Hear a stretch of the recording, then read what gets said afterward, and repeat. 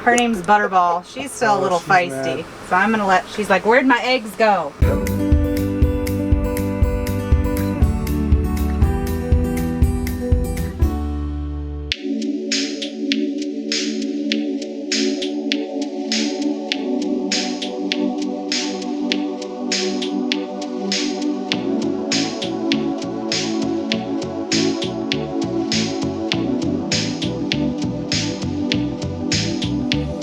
We're just hanging out in the backyard, finishing up a project, Tomato Alley. So we're gonna do potatoes below with tomatoes grafted on top. We are going to segregate this so that way, whether we wanna keep the potatoes separate by variety, or if in the future I wanna do just tomatoes here, it's like they're in containers, but in a raised bed.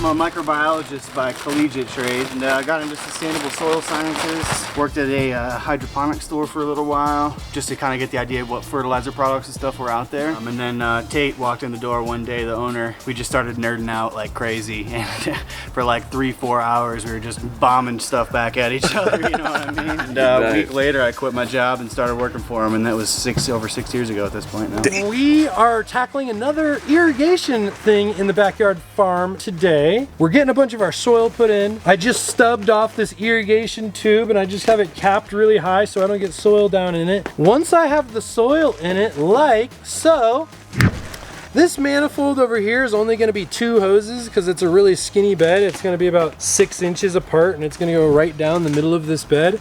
And all I'm gonna do, I'm gonna put the shark bite and the valve on right at about this level so that I can dial in the valve whenever I want, but I want it hidden. It will last longer because any of your irrigation that's exposed to the sun throughout the day will get warm. Check more out at backyardfarmingtips.com.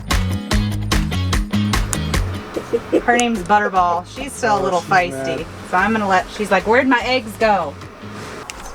This is our incubator, snake eggs. This is only our second season of eggs. But we now have 25 eggs. She needs a whole new tub. Yeah. So we should clean this one and put her in that one. I know, I put cocoa, fresh cocoa in all of the new ones.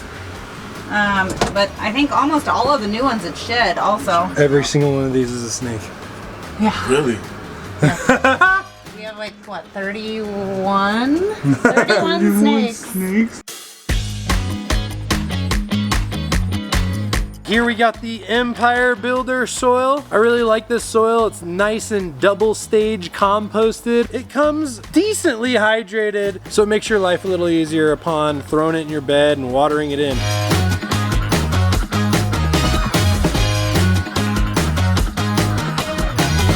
This is real wet, so let me show you the difference here. So this bag was somewhat dry, see, kind of flaky. That one's towards the top of the pallet. This one, see how much darker that is? Clumpier, holds together a little bit more. Dry, dusty, doesn't really hold together as much. That's the difference moisture can make right there. That's why it's important to store your soil properly. Cool, dry environment, consistent temperature, consistent humidity if possible compared to everything else. That is what you call too much moisture in your soil. That was sitting at the bottom of the pallet.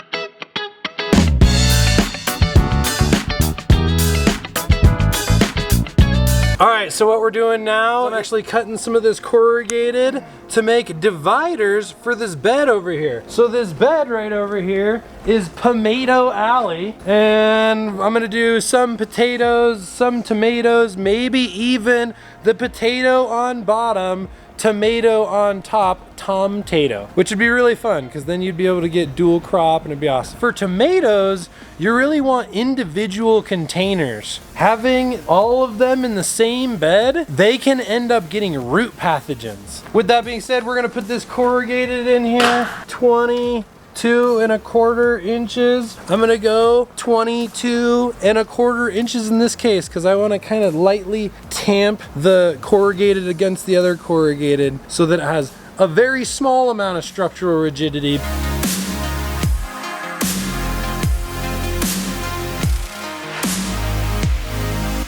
I love these giant metal scissors. Boom, super easy. And look at that, like a glove.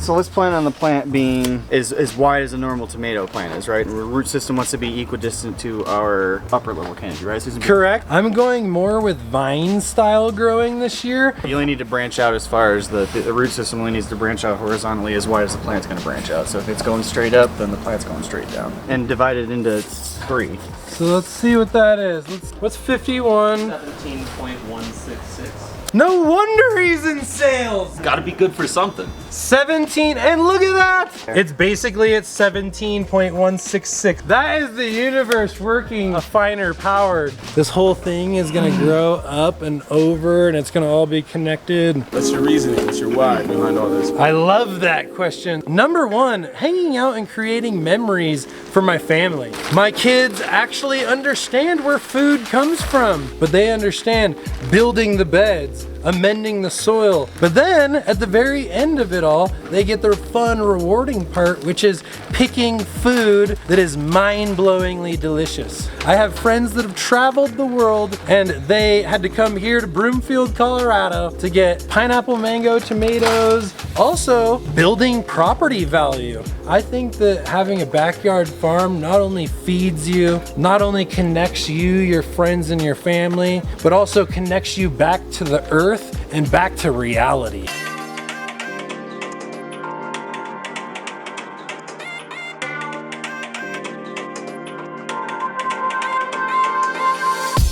Here we are in the backyard farm in the newest edition, which is the water house, or the clean house, or the shower station, or the food processing station. It's got this gigantic stainless steel sink that one side is about 45 gallons and the other side's about 40 gallons. But I wanted to make sure that you guys saw it as soon as the summer started so you guys can start thinking about processing your vegetables and your crop for this upcoming year. What are some of the fun things that you're planning on processing in your garden this year that you've never tried to grow before? Let us know. All right, gentlemen, thank you so much. We accomplished some stuff today. What do you guys think? Oh, it's awesome, dude. I love the separation. I love how you walked through how you made the separation and why it's so important. Like, that was just awesome to be here. Transformation's been a crazy process, seeing the start to the end. Wait till later in the year when you guys are eating stuff that comes out of the setup. Oh, yeah. So what did we get done today? We got the division of the beds. We got the beds all containerized. We filled that gigantic horseshoe bed with soil. We put the dividers into here. We added all the dirt into all of those beds. We made some good progress today, fellas. Yeah, buddy. Thanks for following us on this adventure. Stay tuned. Yeah. Safety Safety is number one priority. and those little things in life are the key.